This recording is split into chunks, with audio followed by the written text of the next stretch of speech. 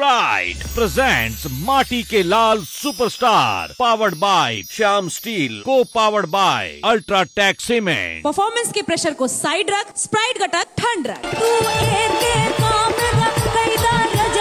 महलिया में है महल बनवाता जीना बनिया। वर्षों पहले का मेरा मेहनत था, तो आज हमको इस मुकाम पे लाया है।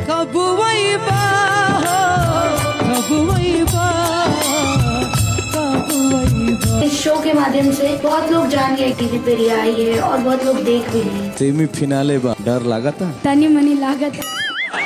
तो बस मेरा सिर्फ आखिरी तक लड़ते रहने का।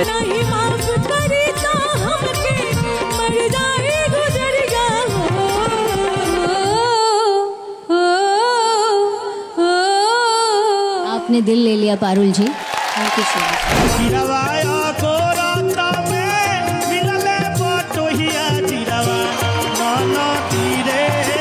प्रभु से विनती करब कि तू फाइनल में पहुंचा। कहे के तो मन नहीं करत, लेकिन आप सबके अभी मंच छोड़ के जाए के पड़े। देखिए हर शुक्रवार और शनिवार रात 8 बजे सिर्फ पसंद टीवी पर। माटी के लाल